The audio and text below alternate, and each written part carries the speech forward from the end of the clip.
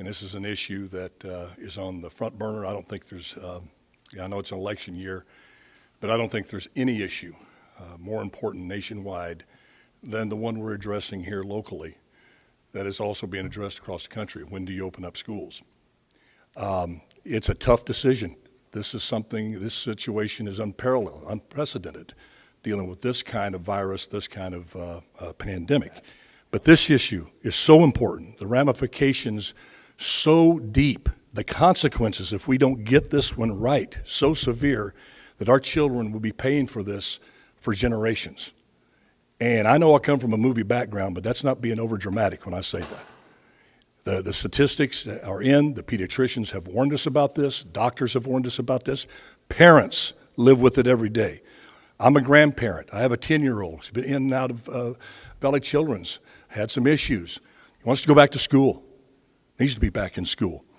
Now, I'm here today to strongly urge and encourage the governor and local officials to get our kids back in school. Now, I won't go through the litany of the data, but suffice it to say, this is about as clear of a scientific-driven decision that we can make. There's a lot we don't know about COVID.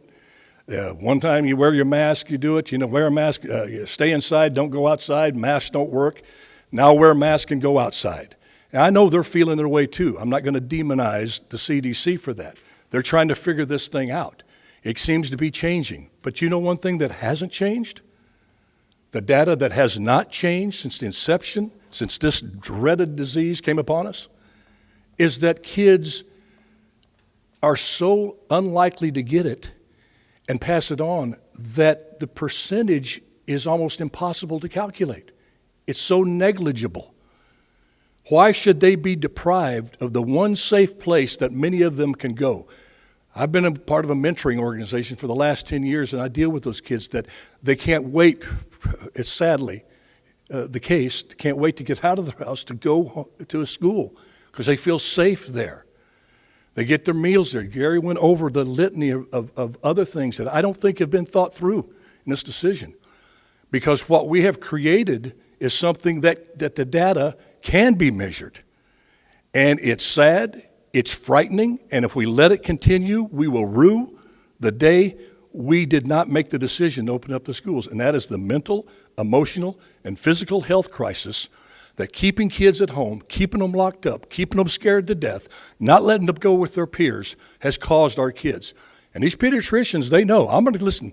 You want to listen to the experts? I'm going to listen to the experts on child health, the pediatricians. They're saying this damage could very well be lasting. The depression, the anxiety, the suicides, the drug addiction that are going to come from this.